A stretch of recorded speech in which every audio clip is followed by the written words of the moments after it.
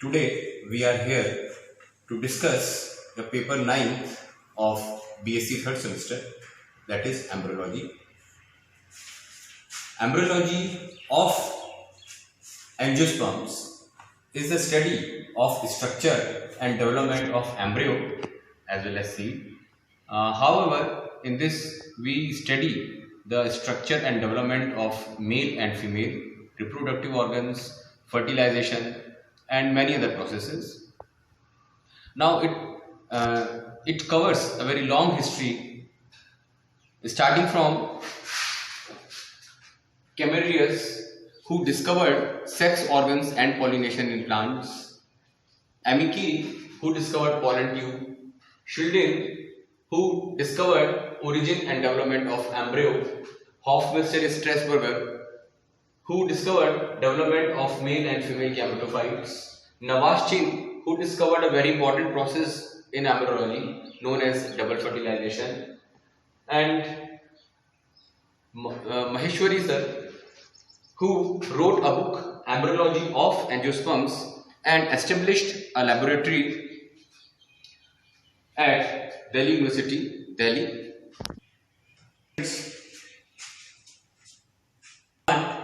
Reproduces by a number of methods. One of them is vegetative.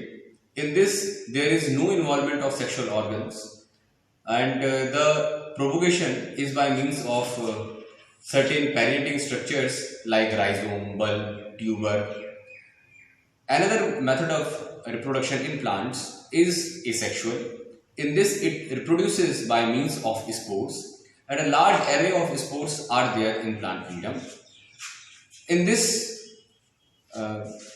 paper, we will be discussing about the third type of reproduction that is found in plants, known as sexual reproduction, which takes place by the means of fusion of male and female gametes.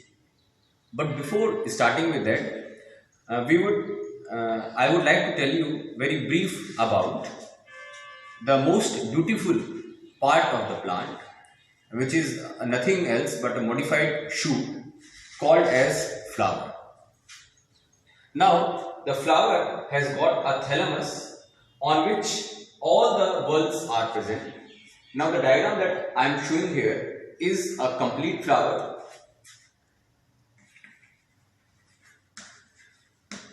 This complete flower has got two lower accessory whorls known as calyx and corolla.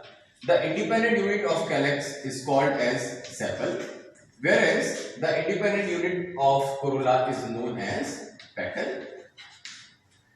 Now, these two upper whorls are known as essential whorls since they directly play role in reproduction. The male reproductive part is known as androecium, the independent unit is known as stamen, and the female reproductive part is known as gynoecium, and the independent unit is known as carp. So, first of all, I would like to tell you about two important processes that we will study in this course. First is sporogenesis, and the another one is gametogenesis. As the name suggests, it is the development of spores, and this process is the development of gametes. In the sporogenesis, from spore mother cell, there forms spores. Now, these spores are formed after a very important division known as meiosis or reductional division, and then these spores they develop into gametes, and the process is known as gametogenesis, in which this spore develops into a gamete. Now, in this case, we are studying male gametophyte, therefore we will be naming it as microsporogenesis, and here micro gametogenesis. Now this is the pollen grain. Now if this is the case with female development, then this is spore mother cell. Then we will call it as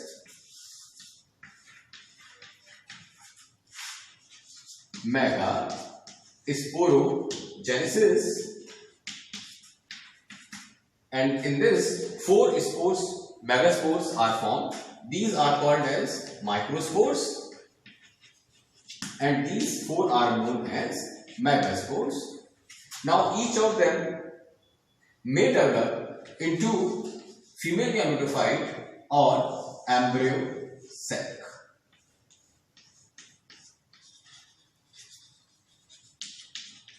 And this process will be known as megagametogenesis. This is further development of gametes. This is male gametophyte, which is called as pollen grain, and this is known as embryo sac in case of female. So we will be first discussing microsporogenesis, starting with the first developmental process, that is microsporogenesis, which takes place inside these sporangia. This is an independent unit of androecium, which is known as stamen, and stamen is made up of 3 parts: a filament, connective, and anther lobes. Now on cutting a section of this, we can see anther lobes having chambers, and in each chamber there are a number of pollen grains which are released after breaking the wall of anther lobes. Sporogenesis, I would like to tell you about the details of anther wall. We can study microsporogenesis in 2 parts. First, the study of the anther wall, and second, the development of spores inside this chamber. Now, if we cut a section of anther and see it in microscope, then following structures are visible.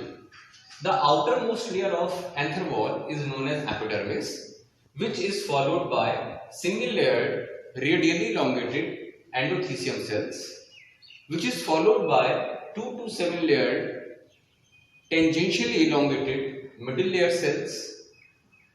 The innermost radially elongated large cells known as tapetum, and inside this there are a number of pollen grains. Now ahead, I would like to tell you the functions of these different layers. Epidermis, as usual, it is protective in nature.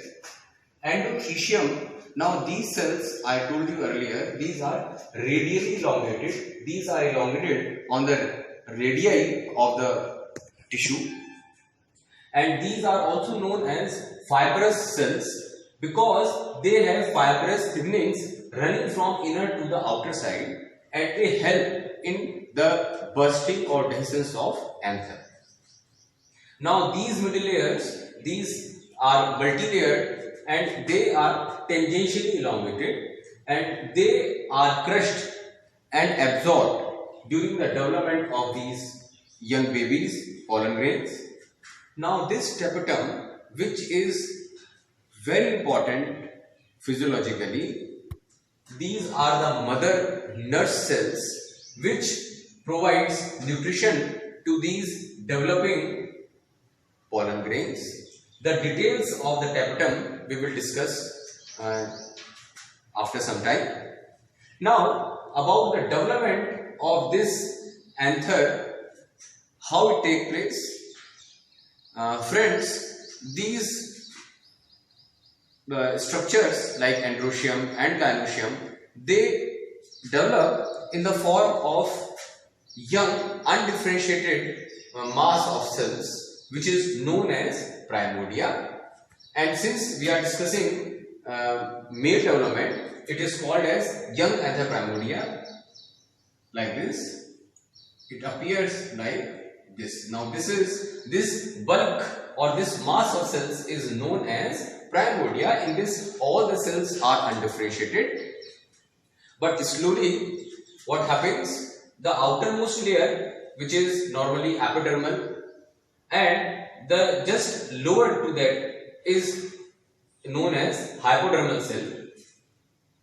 The cells I have drawn 4 cells here. Now these cells act as archisporial cell.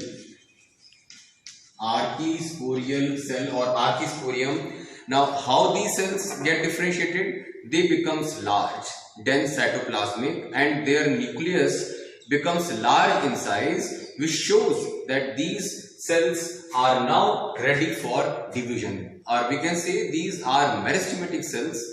Now what happens? These hypodermal cells, they may be, I have drawn 4, they may be 2 or they may be 1 in number. Now they divide by a parietal division or a periglanal division,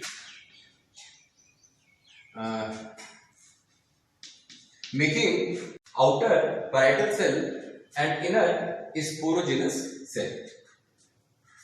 The epidermis, it remains as such and functions as epidermal cell. Now this outer parietal cell, it again divides by a perigonal division, making outer and inner 2 cells. Now this outer cell again divides by a perigonal division, making outermost endodermis, inner middle layers. Now the outer cell of this inner layer, like this, it behaves like middle layer, and the innermost cell is known as tapetum. Now we can see outer epidermal cell followed by endodermis, then middle layers. They may again divide by perigonal division to make many layered structure, and this inner is known as tapetum. Now the sporogenous tissue, it remains silent and it divides at the time of maturity, and it divides or it differentiates to make spore mother cell or primary spore mother cell, which then divides by meiosis and makes haploid spores. Now this was all about microsporogenesis. Completing this lecture, as I told you earlier also, that we will be discussing about tapetum. The most important part of this entire structure is tapetum, which serve as nurse cell or mother cell for the development of these pollen grains. Tapetum is of 2 types. One,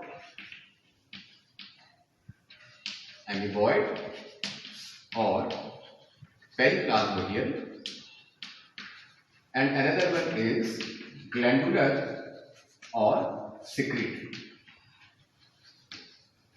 Now, as the name suggests, in this the entire mass of the tapetum cell is released around the developing pollen grains like this, and this mass is known as periplasmodium, which serve as nutrition to these developing spores. This type of tapetum involves the breakdown of the tapetal cells entirely.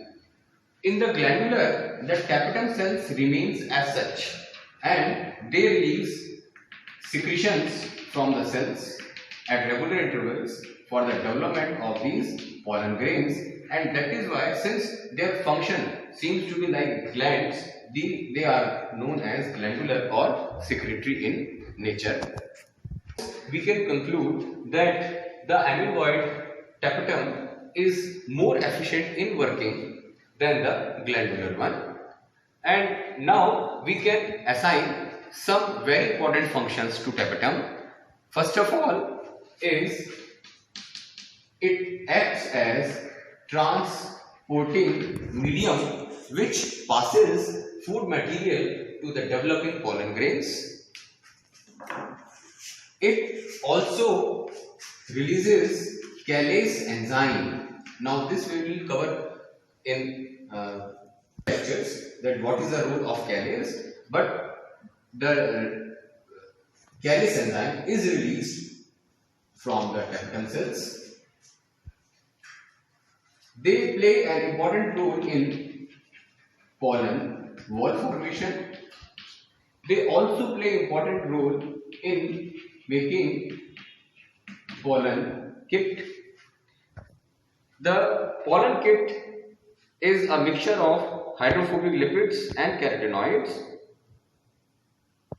They have functions for the longevity of pollen grains, and also they give specificity to the pollen grains.